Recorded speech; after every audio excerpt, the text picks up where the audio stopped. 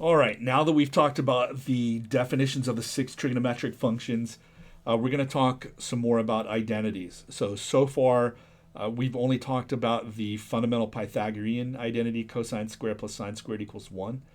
There are a lot of other identities in this class, as I mentioned in that video. These trigonometric functions, they all have a lot of relationships between them.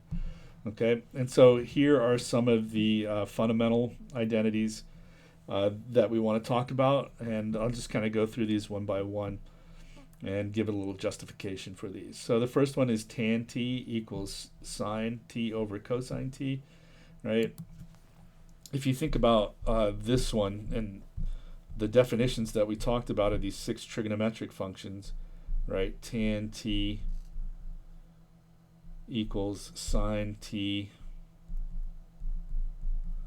over cosine t. Remember tan t, when we talked about the definitions of the six trigonometric functions, right? What we said was, well, you put an angle in standard position that has a radian measure of t, right? And then the terminal side is going to cut through the unit circle in some point, and that point has an x coordinate and y coordinate, and the tan would be y over x, right? Assuming that x is non-zero. All right, so that was the definition of tan t. And for sine t, it was you use the y coordinate, right? And then for cosine t, you get the x coordinate, right? So if you run through the definitions that we used, you can see pretty easily, right, that these always are going to come out to be the same as long as, tangent is defined at the angle of t, and cosine is defined at t. Okay, as long as the x doesn't come out to be 0.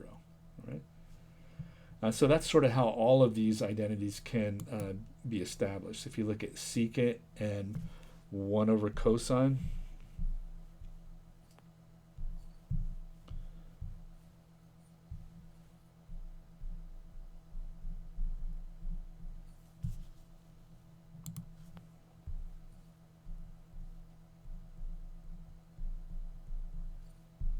right? If you go back to the definition, how we defined secant, right, for a number t, then that was 1 over the x value, right? And then for cosine, right, it was the x value. So you can see that these come out to be exactly the same, as long as x is not 0 here. Okay. And it's really similar for the other ones, right? Cosecant would be 1 over y. Sine is y, so you get 1 over y. And then cotangent was x over y, and cosine was x, and sine was y. So this one would be x over y. And then 1 over tan t, if you look at that one,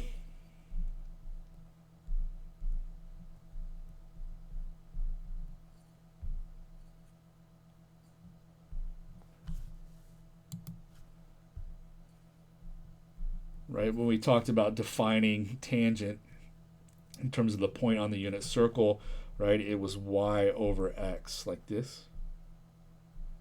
All right, and then if you think about that, right, I'm dividing 1 by this fraction, then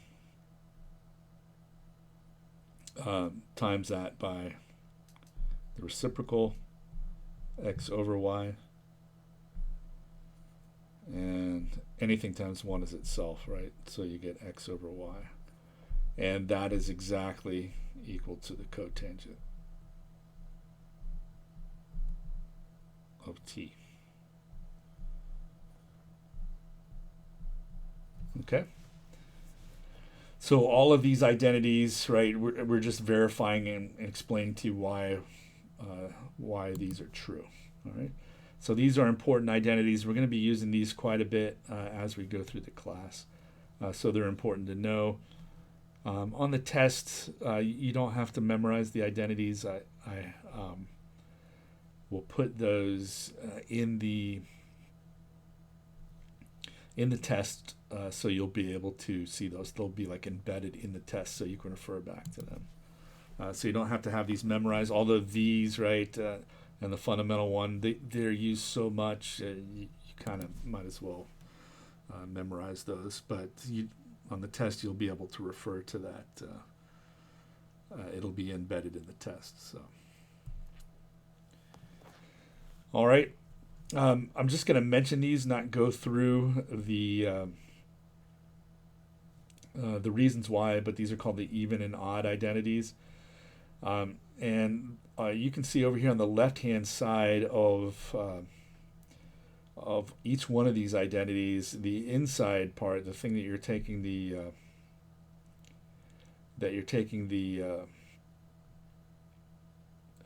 trigonometric function of is a negative t, right? So it has they're the opposite of t. And basically, this tells you, shows you how to simplify that to something that where the inside is just t itself. The opposite part is gone. So for some of these, cosine, secant, these you can see that the cosine of minus t is the same as the cosine of t. The secant of minus t is the same as the secant of t. Those kinds of functions are called even functions. If you think about that, maybe you talked about that in algebra class. So this simplifies things a lot. You don't have to worry about having negative things inside the cosine because it's exactly the same as without the negative sign. The others, like sine, tangent, cotangent, and cosecant, right? Those are what are called odd, because if you have a negative right inside of the trigonometric function, you can kind of pull that out to the front, like so. You can see the minus all comes outside here. So you can take something that's maybe a negative on the inside and you can pull it out to the front, and so the inside part is not negative anymore. These identities all have to do with the unit circle. Like, just as an example, I'll just show you how the first one works with cosine. So if I again look at the unit circle,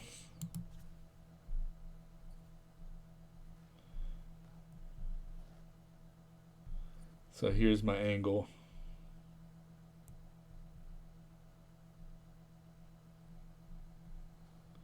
And let's say that this is t right here.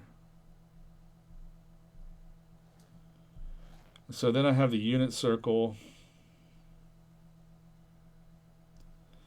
And now this might not look great because of the way I'm drawing it by hand. It's not, won't look perfect, but so that's, let's say the angle t is right here.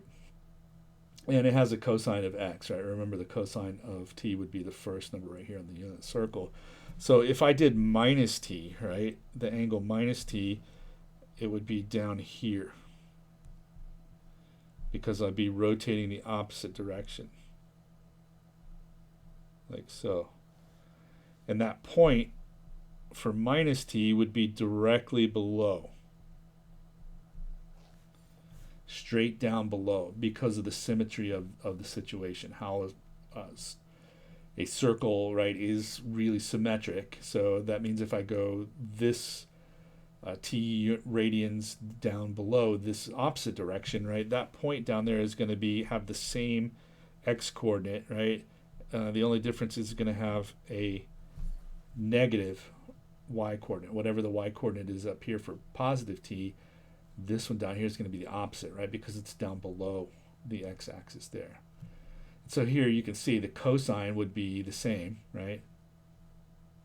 X, and the sine would be opposite there, right? And that's where these come from. The cosine of minus t would be the same of cosine of t, and then this one, the sine of minus t, would be the opposite, right, of sine t.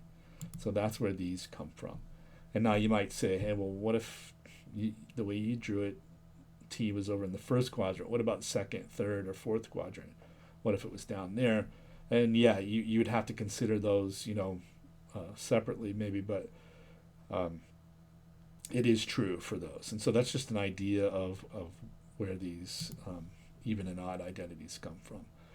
So these are useful sometimes, particularly when you want to, not talk about a negative being on the inside of one of these trig functions, you can either get rid of it in the case of cosine or secant, or you can pull it out front in the case of the other trigonometric functions.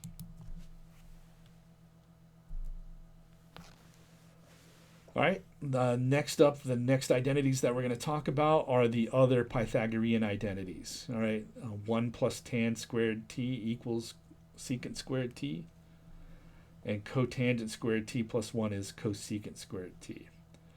All right, so these trigonometric Pythagorean identities all basically come from the fundamental one, right? Cosine squared plus sine squared t equals 1, right? Remember, that is the fundamental Pythagorean identity, right? So these other Pythagorean identities, you can get those by taking this identity, right, the fundamental one, and either dividing through by sine squared or cosine squared. So for instance, if I divide through by cosine squared, so divide every term by cosine squared,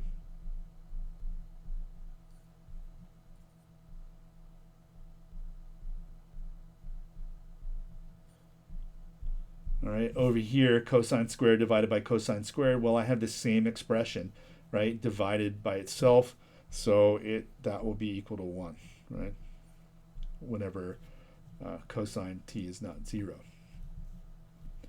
Then I would have this plus here, and then I have sine divided by cosine would be tangent, right? But since I have it squared, right, that basically 2 copies, sine times sine divided by cosine times cosine, both of those will be tangent, right? And so that comes from this identity here, sine t over cosine t. So that means that this one is equal to tan squared t. Over here I have 1 divided by cosine squared. Well, 1 divided by cosine is secant, right? And here I have 2, so I could write that as 1 over cosine times 1 over cosine. So that is going to be secant squared t, like so. All right, and so you can see that is where this Pythagorean identity, 1 plus tan squared equals secant squared, comes from, just by dividing the fundamental one by cosine. And the other Pythagorean identity, cosine squared t plus 1 equals cosecant squared, same thing, right? It's just taking this and dividing it by sine squared, right? You're going to get the other one here, okay? So whenever I was taking this class, we had to memorize the identities, right? So, and I was always getting these 2 backwards, so this way of dividing through by cosine or sine squared basically helped me to remember which way it went. All right, so I think that is it on this one. Yes, in the next video we are going to do a problem where we're going to use some of these identities to make some calculations about finding missing trig functions.